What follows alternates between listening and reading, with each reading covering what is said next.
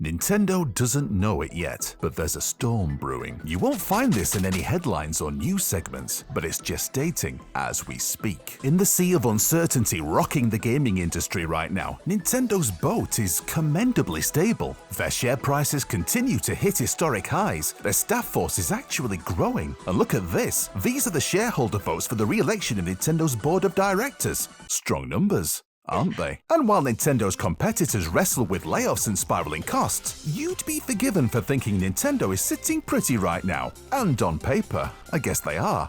But put an ear to the ground, dig into the forums and comment sections, and you'll hear what a core nucleus of Nintendo fans really think. And they're not happy. And I know why. Don't allow Mario's wahoos and let's goes cover up the fact that Nintendo can be shockingly ruthless, with a string of poorly judged and aggressive anti-consumer headlines. But now Nintendo's bad habits are beginning to add up and boil over in the fandom. It's somehow even worse than you think. Get ready, because as Nintendo captures ever bigger wedges of market pie with the Switch brand, the message is clear.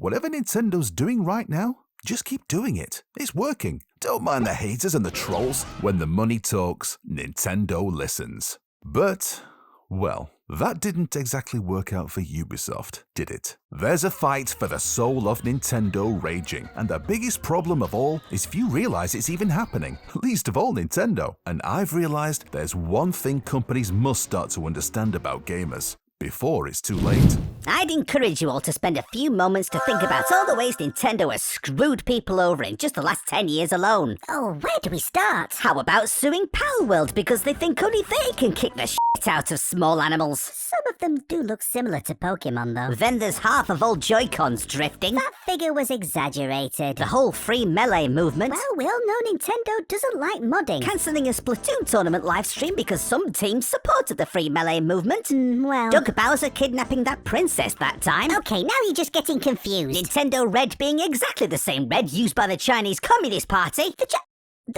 That's not true at all. You had to think about it though, didn't you? We gamers are a surprisingly foresighted and prescient bunch. Remember when Ubisoft was flying high back in 2018? We saw their inevitable struggles long before any economist, and certainly before Ubisoft themselves. And by the time everyone else had caught up and realized, we'd moved on and just stopped caring. So yeah, while this fight for Nintendo is very much a grassroots movement now, history tells us that when people who really care start grumbling, pay attention, because we know it's not about where Nintendo is that's the issue, it's about where they're traveling. Hand on heart, do you think the Switch 2 will sell as well as the Switch 1 did? No, me neither. So is that it? Are we just in a doomed downward spiral of incremental upgrades and diminishing returns? Nintendo Switch 3, 4, 4 Pro, 4 Pro Max, 4 Pro Max OLED Mario Edition? Fans are being taken for granted, and we've seen this kind of complacency before, and not just in gaming either. Movie studios, tech companies, this misguided managerial mode they find themselves in is going to catch up to them, and for now, we are the only ones who see it coming. It does make you wonder if the Switch brand will last. Me, I hope not. Hey! Look, I like the Switch 1, the same way one likes an unusually large pile of shit.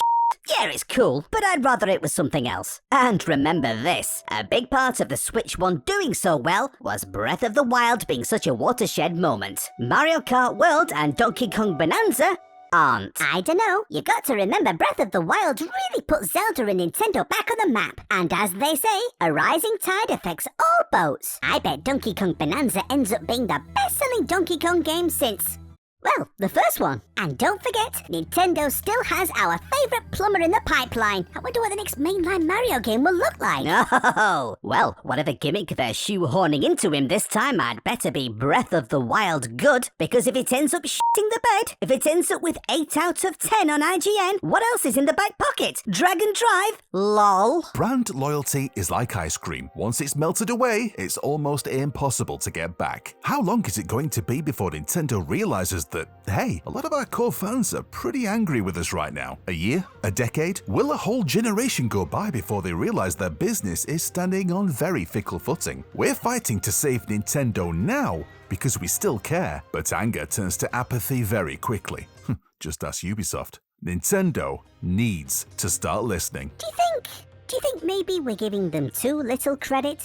No, we're giving them too much credit. With what Nintendo's pulled on us the past decade alone should be enough for us all to flip off and f*** off. But, well...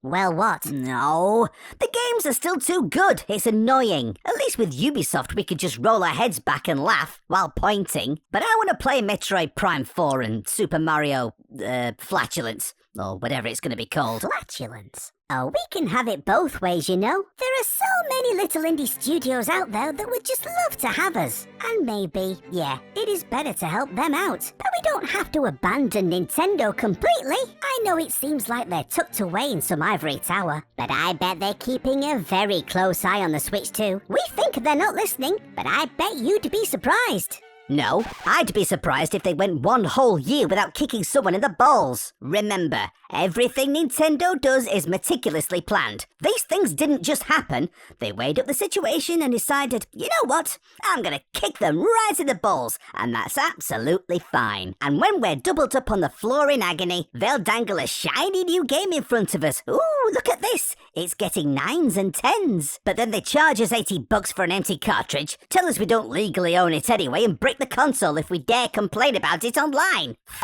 them. It's pitchforks and torches time, people. Ready? On me. Charge!